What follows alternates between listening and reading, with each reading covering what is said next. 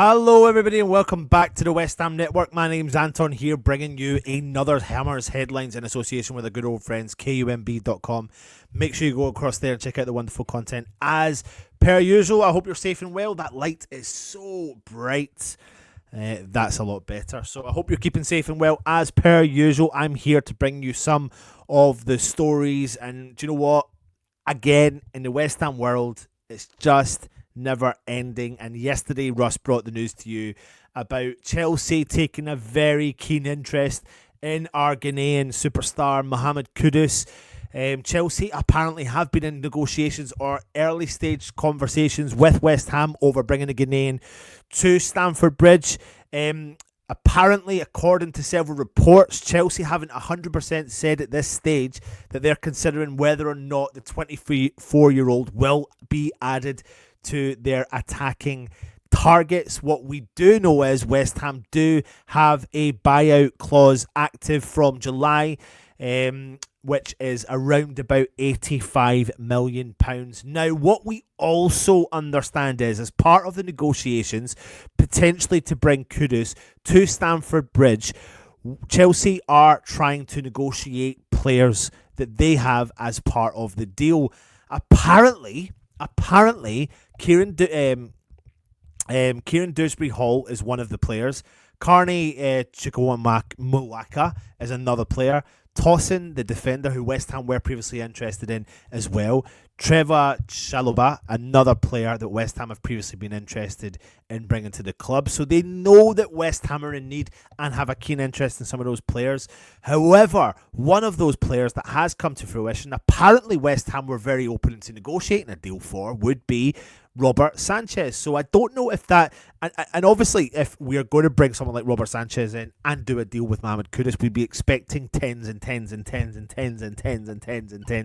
of millions of pounds.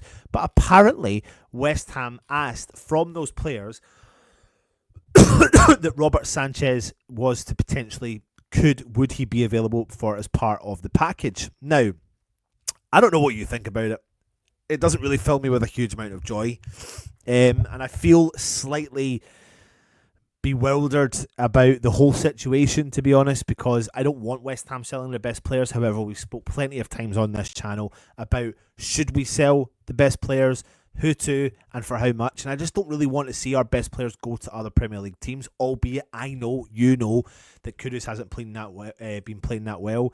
But thinking that West Ham are trying to bring in Robert Sanchez as a player who can step into that slot or be part of that negotiation just doesn't fill me with a huge amount of joy. I know Graham Potter previously worked with him when he was at Brighton, in total playing 90 games for Brighton, keeping 29 clean sheets during that time, conceding 102 goals. But he did get his move to Chelsea, and in particular this season in the Premier League, this past season, has played 32 times for Chelsea, keeping 10 clean sheets for them during that that season, and really before that, being a kind of bit part player in the squad over the last couple of seasons. You know, Chelsea will absolutely value him a lot higher than maybe what West Ham fans will do. And I don't know if he is the right choice. But again, at the end of the day, he's 27 years old. So in terms of our keeper, he is a Spanish national goalkeeper. He's not been playing, obviously, recently. But he has made 3 international caps for Spain as well. But he's definitely not a player that fills me with a huge amount of joy.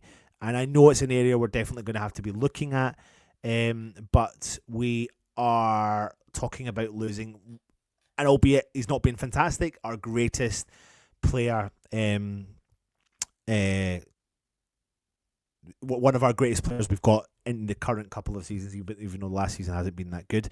Now, what we do know so far with regards to the Kudus situation is he turned down a move to Saudi Arabia because he still sees himself able to play at the highest level in Europe, so it's inevitable he will be leaving. And I don't know, I feel sad about it. But it looks like if he does go, West Ham are looking to at least double our money that we paid for him over 2 years ago.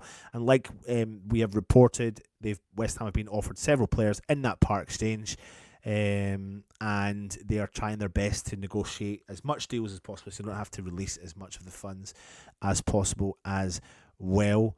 But, you know, if I was the new signing of Liam Delap and you're hearing all of these players, you know, they're trying to agree a deal for Ekateke and maybe Kudus coming in, I mean, what would you do if you're Liam Delap?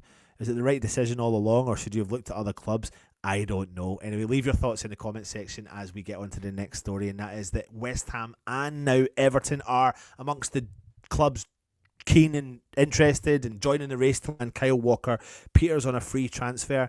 Now, we were all told over the last week that Brighton kind of came in as well, so it looks like other clubs, Fulham, are in the race to sign the fullback, 28, as it looks like he's about to walk away from his contract at Southampton.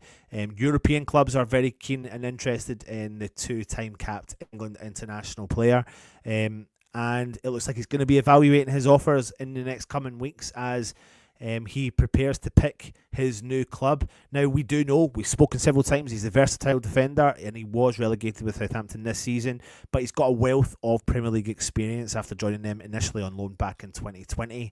Could play both at right back, left back, and doing so regularly in recent seasons at Southampton.